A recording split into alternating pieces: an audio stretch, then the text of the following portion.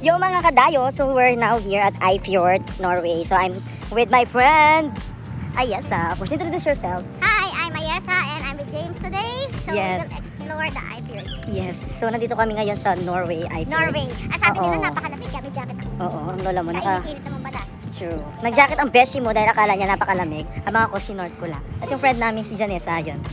Ayun siya. Naka-pek-pek short. Ay.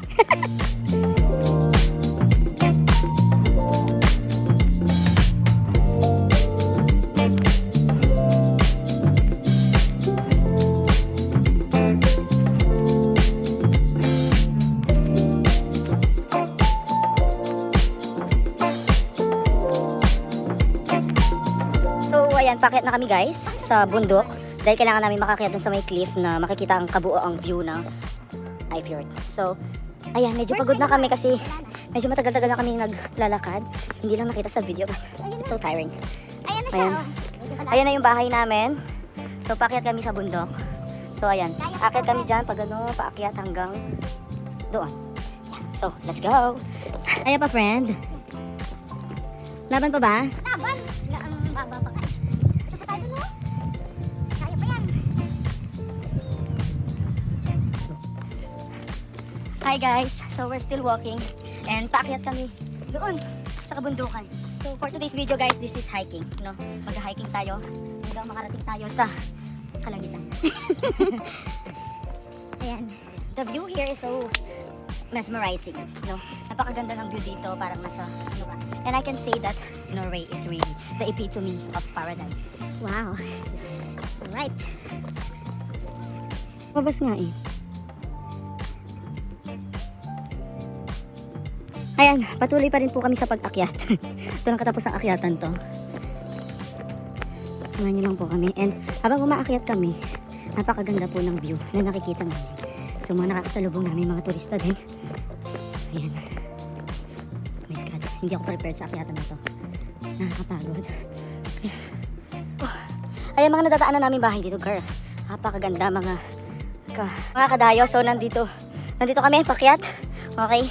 So nakakapagod na to. Pero yung mga bahay, ang gaganda. Let's go. The view is so mesmerizing.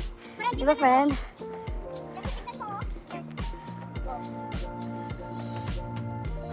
So anong masasabi mo sa Norway, friend? What can you say about Eifjord? Okay naman siya. Oo. Of all the places that you've been, what is the Of most course. beautiful place na napuntahan mo? Not Eifjord, but Norway is always the best. We've never been to New Zealand. And what's the other one? Ano isa? New Zealand, the one with the land. New Zealand, Wonderland. Charing. Ano isa? Ito yung mga top 3 na paradise kasi. Yes. New Zealand, Norway, and ano yung isa? Switzerland. Yan yung mga lugar na Nakapata ka na ba sa Swiss? I've never been to Switzerland. Yeah, But me also. soon, makakapag-Switzerland kami. And look at the view, guys. The nature is embracing us, you know. And akala kasi namin, malamig. Eh, ayan. Na fake news kami. Actually, kahit naka-t-shirt ako, may doble ako sa loob na Sweatshirt. thermal shirt. Yeah, sweatshirt. Ayan. Sa ngalan ng pag-shore leave. Kaya yung friend namin dyan na naiwan sa kabina sa barko, say hello. Ang ganda.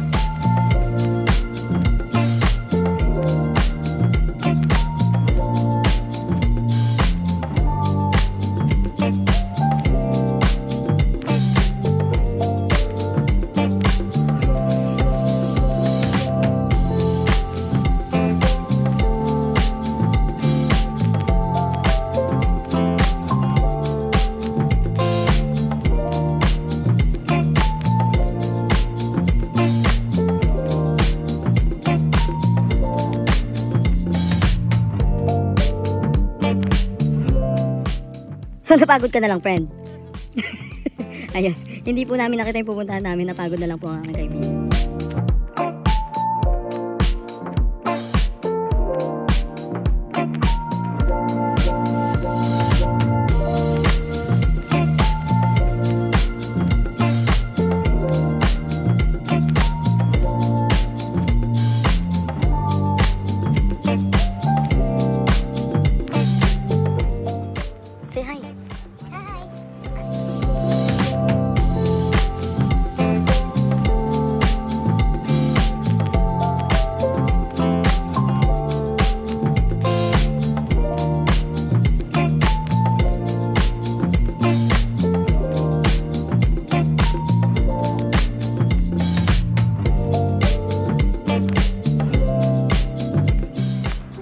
na po kami, naglalakad na kami. Medyo mahirap ang pababa dahil napakatarik ng bundok ito, guys. So last year kasi nandito kami, I mean last 2 years ago, nandito po kami. And everything here is all white dahil punong-puno ng snow. And ngayon is summer season na sa kanila kaya medyo green na. Ayan, so makikita nyo ang init, medyo mainit na sa pakiramdam. And napakaganda guys, look at that, look at the view. Mga bahay, napakasusosyal. Mga puno, napaka-fresh. You know, feel na feel mo na napakalinis po ng hangin dito sa Norway. Di ba, friend? Yes. So, ayan. Patuloy pa rin ang aming pagbaba. Dahil mula dito hanggang doon, yun ang bahay namin. Medyo malayo pa po. Bye.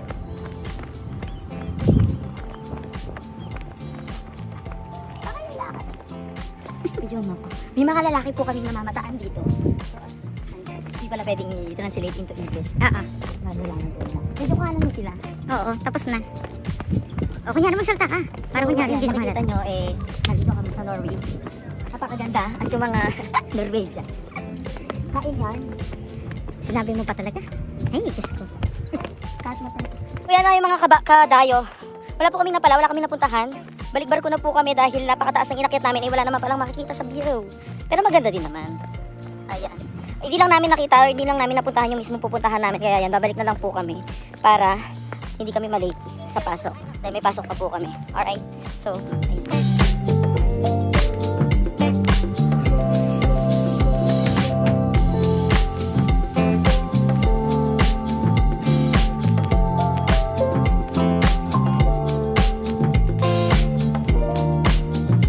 So, ito, kumakain na po kami. Nandito kami sa isang Thailand restaurant.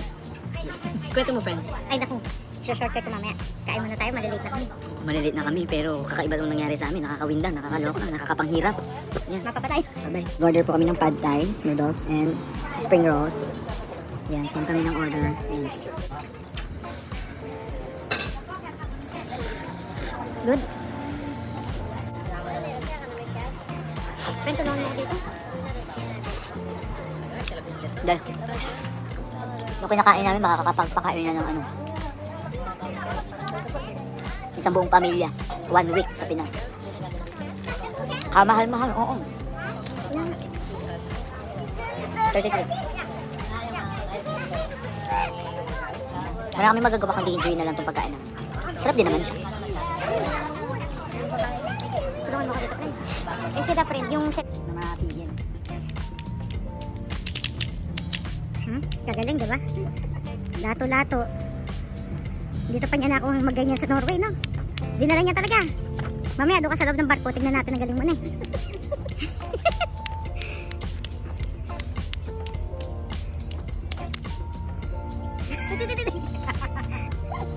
Siya na lang nagsuporta talaga sa sarili niya.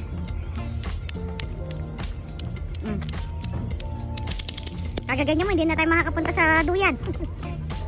15 minutes na nga lang, kailangan na tayong bumalik eh. Mukhang wrong way ka pa, friend. So, pauwi na po kami, pero Ay, doon tayo sa baba. Wait, ano dito? So yes guys, pauwi na kami, pabalik na kami ng barko. Ayan, so ang ganda ng napala namin ngayon. Oo, doble-dobling palpak. No, it's not really palpak, pero na-enjoy naman din kami.